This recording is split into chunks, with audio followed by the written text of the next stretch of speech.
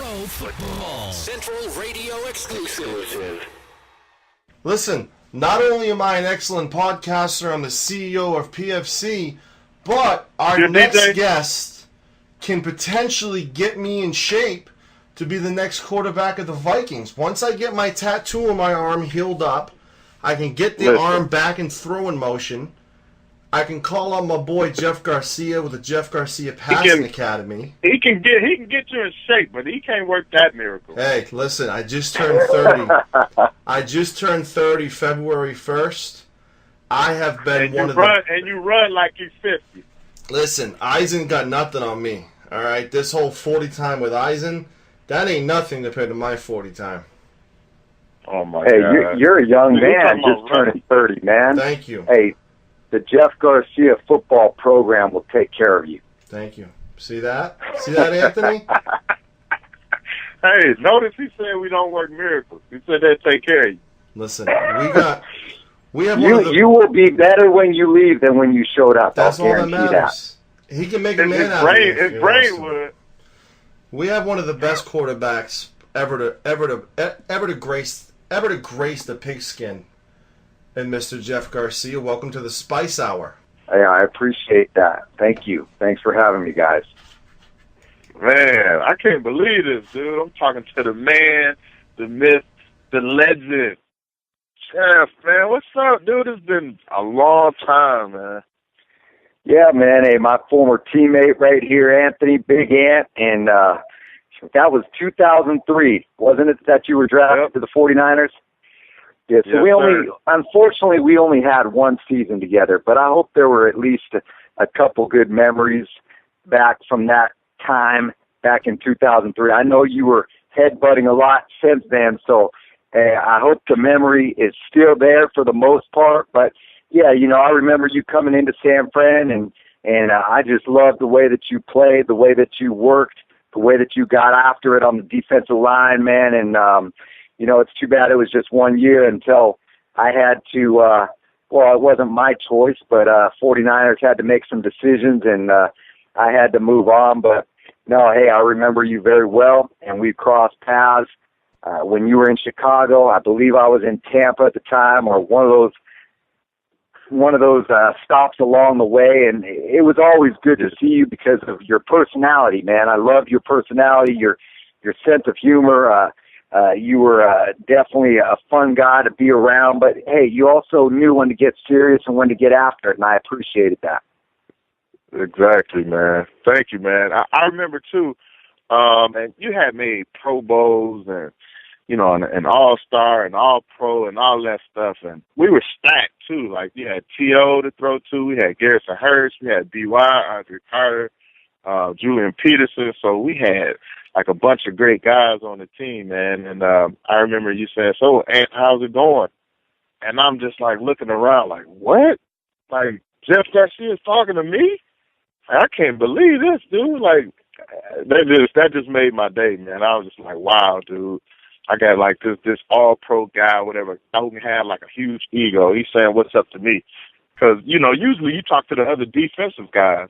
But you playing offense and you being one of the leaders on the team, for you to take your time out and say, "Hey, man, how's camp treating you?" or whatever, man, I'll never forget that, dude. So thanks, man. I appreciate that. No, you got it, man. And I know we're going to talk about some other things, but I think one of the things that unfortunately gets lost when players come into the league, they start making a lot of money, they start having their own kind of perspective on things, but I think you can never lose sight of where you come from and the humility that you have as a person and what it took to really get there and not forgetting that. And I think for me, it was always important, whether you were a first-year guy or a 15th-year guy, I was going to treat you like a friend, like a teammate should be treated. And you being a young guy new to the team, I know what that feels like. I was once in your shoes, and there would be nothing more disappointing to me than if there wasn't a veteran or an older guy that didn't take the time or didn't just show the appreciation or the respect to me as a young guy due to the fact that I was at the same level that he was at. And for me, I see that. I see that through the league. I see, unfortunately, and I don't want to say the disrespect, but maybe there are times where guys just think they're above and beyond everybody else, and they tend to carry that attitude. And to me, I have no appreciation for that, and I have no desire to be around that. And so for me, it was important. And growing up with a dad as a coach, I think for me really instilled a lot of that personality as to, hey, it's all of us together. It's not one guy is more important than the other. In order for us to win football games, we all need to be on the same page. We all need to be battling for each other and together as a family, as a unit. And so that is why, I appreciate you bringing that up to me, because that means a lot to me in the sense that I wanted to treat everybody the same, whether you were an equipment guy, a water boy, or somebody at the head of management. Sometimes. Yeah. And to be honest, we used to do green fees. So that again. Remember we used to do green fees. What was that? When we gave money, like it was Christmas or whatever, where we would give money. Oh yeah, the green fees. Yeah, the green fees. Yeah, absolutely. Giving money to the guys who weren't really making a whole lot of money or really getting that weekly check from the standpoint of all the work that they were putting into it. A lot of those guys were behind the scenes. A lot of those guys were in the equipment room, in the training room, working countless hours. And absolutely, taking care of those guys as a team was important, because those guys took care of us, Yeah, no question. You got to take care of who take care of you.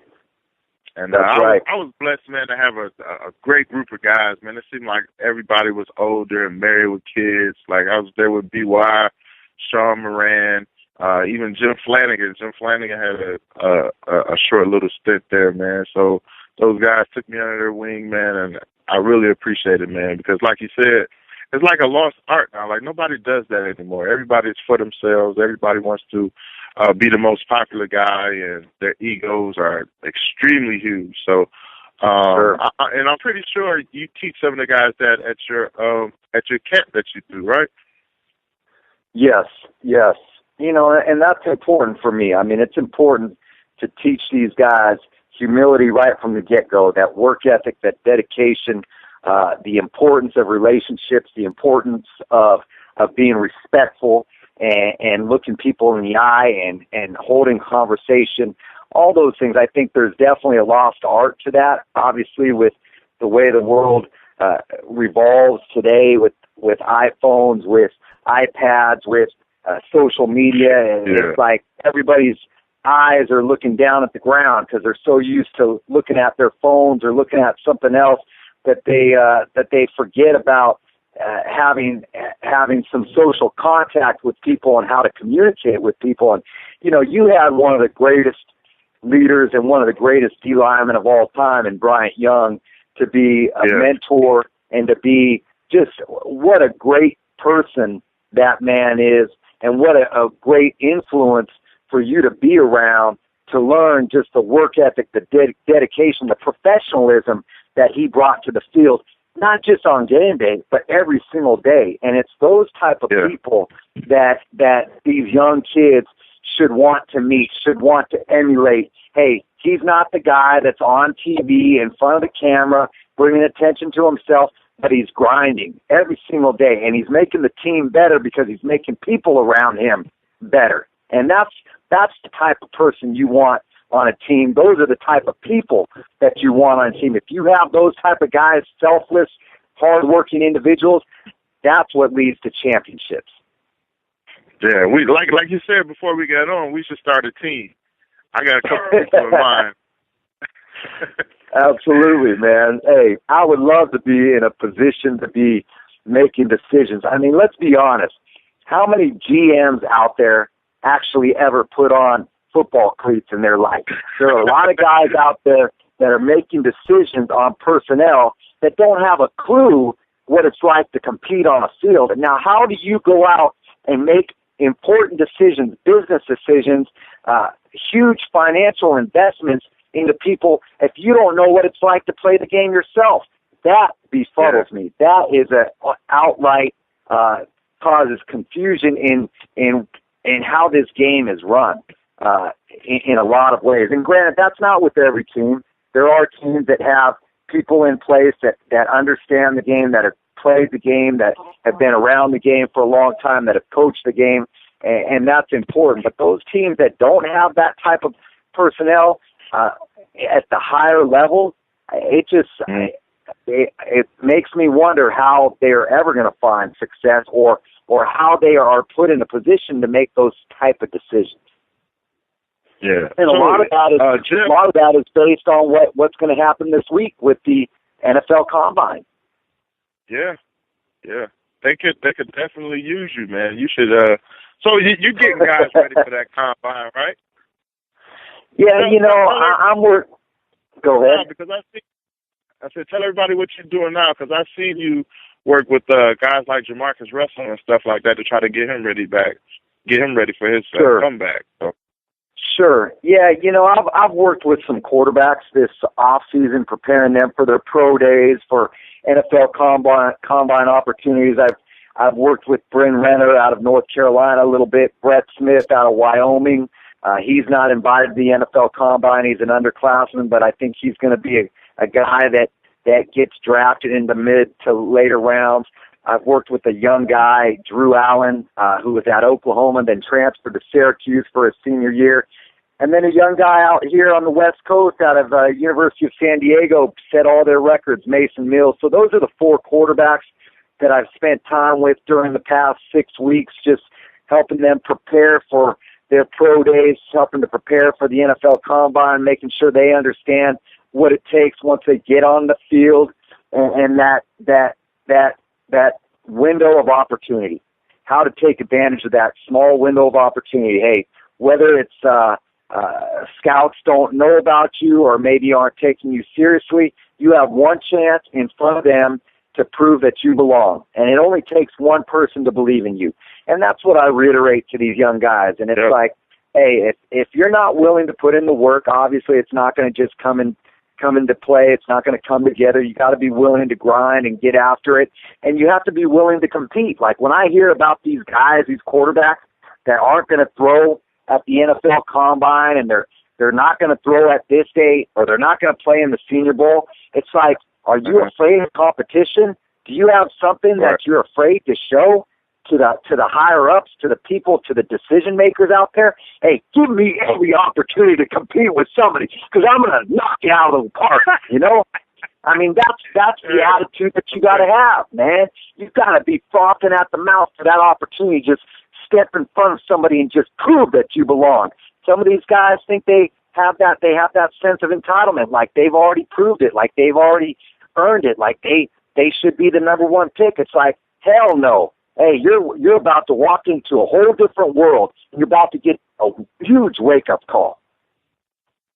Hey, they should send you out to the Combine and talk to some of these guys, because there's a lot of those guys that are definitely doing that. Like, I'm not running, I'm not doing anything until my pro day. And then you ask them why, and they're like, well, my agent said this or whatever. But, hey, right. Listen, if I wanted my son to come there, right, and he's going to be a sophomore or a junior or whatever, if I wanted him to come there, how would I be able to get in contact with you? Is there a website that you have where I could say, hey, I want to send my kid to Jeff Garcia's camp? Absolutely, yes. No, we go to jeffgarciafootball.com. There's all the information right there. I have some videos of some of our workouts, but there's information on how to contact us and what we're doing. Over the next couple months, I have some underclassmen, some sophomores, some juniors in college that are coming up to me in their spring break. I have some sophomore and juniors in professional football, second, third year guys. Hey, a Penn State guy, Matt McGloin, coming out to work with me before they go before they go back to their off-season programs in late April. They're going to come spend 2 to 3 weeks with me to get them right, to get them ready, and to focus on what they need to do in order to get better. And so I'm doing some of that with these guys, and then, hey, getting a guy like Mark Sanchez back out on the field. Hey, here's a guy who's got a huge mountain to climb in the sense of Hey, where's he going to be at? What do people think of him? Well, he still needs to prepare himself to get ready because he's got to, once again, prove himself all over again. So working with these guys on the field and just bringing that competitive drive, that spirit, and believe me, hey, at 44 years old, I still lace it up too, man. I love to put the cleats on. I love to throw the football around. And as a matter, say that again. You're 44, man. 44. Hey, but I look like I'm 25, man. I look like hey, put a new head on me. You think I'm 25? Shoot. Oh man, how the kids doing, man? You know, I got They're four doing too. good. Yeah, man. Hey, I had to catch up to you, man. I know. I heard you were busting them out. I said, shoot, I gotta catch up to Anthony. Now I have four little ones, man, ages 2 to 5 years old. My 5-year-old, we just had her at gymnastics. I was watching her do all her tumbling and flips and all that stuff. And then I have 2 boys that are 4 and 3 years old, and then a 2-year-old little girl who rules the roost, man. She runs the house. She carries the big stick around and spanks people with it. How about yours? How old is yours, Anthony? My boy is 6, and the rest I got girls, man. And okay. 4, 2, and 1. My little one just turned 1. Okay, so you were catching up to me, man. So, hey, we're right in the same ballpark with 4 kids close in age, and it's just a nut house at the Garcia residence and the Adams residence. I'm covered, though, because if my son gets bulky like me, he's going to be lying. But, you know, if he wants to be a pretty boy and all that type of stuff, I'm sending him to you. He's going to be a quarterback. Hey, you got it, man. Send him out. Send him out. Boys. Y'all pretty boys, man. Well, hey, I wasn't the prettiest of guy, but I always had the prettiest girls. Can we talk about Johnny Manziel real quick? I know you mentioned pretty boy. He's had a little bit of a lot of leading into the draft with his attitude and doesn't take it as serious. He does have talent. What would your breakdown be of Johnny Manziel? And do you think he has the potential of being a quarterback that can last in this league for 10 to 12 years at an elite pro level? Yeah, I think one of the things that I recognize in Johnny, obviously, we all see the athletic ability, tremendous athletic ability, tremendous playmaking ability. He had that big old receiver, Evans, on the outside. And I met the kid. They're actually working out here in San Diego. I met Evans. He's a big old guy, 6'5", 6'6", good-looking kid. And when you have a weapon like that, you're able to utilize him and do some special things. I think one of the things that Johnny has to realize is that he's not going to get 4 to 5 seconds to make a decision from within the pocket. He's had a great offensive line. His tackles at Texas A&M are first-round draft pick type tackles. And then the running lanes that he's been able to run to, or what he's been able to do from an improvisational standpoint, he's not going to have that much space, that much speed on top of what's coming after him in order to separate as much as he's been able to have. So the key for Johnny to improve his game or to grow within the game is his decision-making within the pocket. And I feel he has to get sharper, he has to get better with his feet. And when I talk about feet, I'm talking about the rhythm of his drop and the release and the anticipation of where he wants to go with the football. He's not going to be able to hold on to it as long as he did in college. He's not going to be able to make those throws off of his back foot because, as RG3 found out this year, when you're not feeling real confident and comfortable in your own physical ability because of the injury that he was coming back from, and you start to throw off your back foot, you start to throw without stepping into throws, your accuracy is going to suffer, and the turnovers are going to haunt you. And those are the things that when I watch Johnny Manziel play the game, I mean, you can look at him statistically, and he's got great statistics. Hey, he didn't throw a lot of interceptions. He didn't throw a lot of incompletions. He had pretty good percentages, 60+%, less than 10 touchdowns, or less than 10 interceptions. But you're playing against college-level talent. And granted, hey, the SEC is a tough conference, but you had players around you on offense, and you made those players better, absolutely. But they helped to make you better as well. Going to the next level, it's a much more even playing field. The defensive ends, they're as fast as you. The outside linebackers are as fast as you. Those running lanes, coaches will teach on for teams to not expose themselves in that way when he plays against them, and they're going to find ways to corral him, keep him in the pocket, and he's going to have to find ways, like Russell Wilson does, to make plays and to be smart with the football and to get the football out on time. And I think that's going to be the major thing. You know, I was on the field yesterday, and Johnny Manziel was on the other field opposite me, and he was running 40s and preparing for his pro day. And I'm not going to say that the kid is disrespectful because I don't know the kid. But I know if I was on a field and, say, Jim Plunkett or Steve Young or one of the old-time greats that I grew up watching was on the other field, I'll be damned if I don't go over and introduce myself and say hello to that guy, you know? And it just kind of reminds me of just what you see and how maybe younger players are these days. He's working out with another quarterback coach, some guru out there, so maybe he didn't want to disrespect his coach or whatever. But it's not about that. It's about somebody who has shared the experience of playing the game, who has actually found a way to compete at the highest of levels, even when the cards were stacked against me and I didn't get drafted and I went to Canada.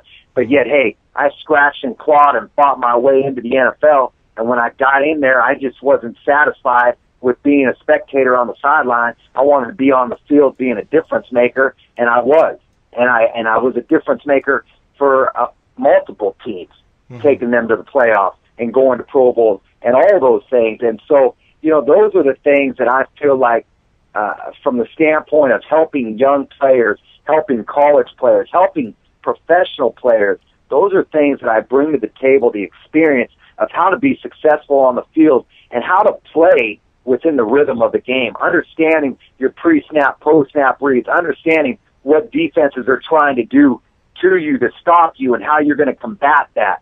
And those are the important things. It's not just about going through 100 different drills. That's not going to make you a great football player. It's your decision-making on the field that's going to matter. And how you study the game and improve yourself, that's what's going to matter. So if I'm a GM... Man, if you're a GM, go to JeffGarciaFootball.com right now.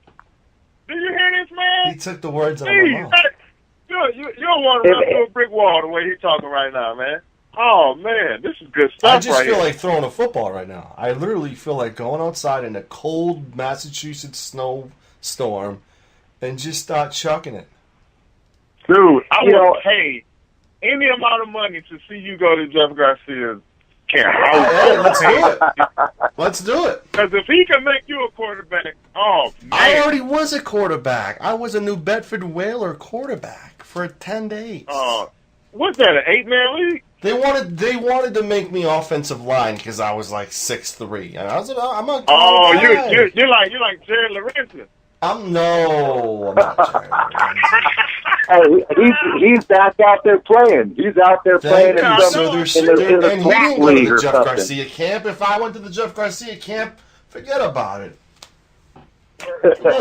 So the real quick, Jeff. Forget about it. Who do you think, if a GM calls you up and says, Jeff, I got the number one pick, I got the potential of drafting anybody who's a quarterback, who do you think right now is the most pro-ready quarterback that's in this draft right now? You know, I really struggle with utilizing the very first pick on a quarterback, but if it were to come to that and we're looking at the crop of talent coming out this year, I'd really have to lean more toward Teddy Bridgewater or Bortles out of Central Florida. I think those are the two guys that I really put at the top of the list, and it really would be about how I'm going to structure my offense, my offensive coordinator, my head coach, if he's an offensive guy, what type of personality does he want to run his to run his team? What type of offense is he going to utilize for that guy? Now, when you think of O'Brien coming through the New England Patriots and the Tom Brady type of personality, that's where I think Bortles really fits more the style that he would bring to the table. And not that Bortles isn't a pretty good athlete. He's a pretty athletic kid himself. But I would say those are the top two. And then I think Johnny Manziel probably is right there in that number three range as far as the quarterback list goes down. But to be honest with you, I really believe that in the second and third round, you can still get a quality quarterback.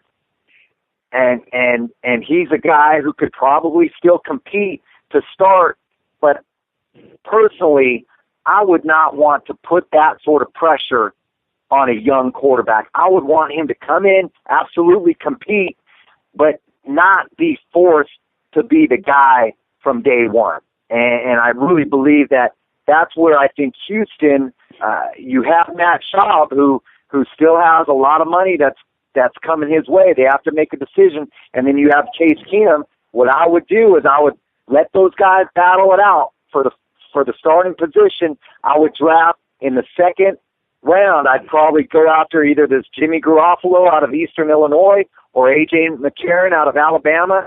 I get somebody that I'm going to get in that second round who's going to be a solid pick, a winner-type kid, a kid who can understand and grow within the system, who can come in and compete right now to start, but I'm not expecting him to start. You know what I'm saying? Yeah. Jeff, man, wow, dude. Hey, we appreciate your time, and we know you can talk another hour about this, man. We can tell how passionate you are about. And I'm definitely going to go to JeffGarciaFootball.com. I'm already following you guys on Twitter, and we definitely have to keep in contact.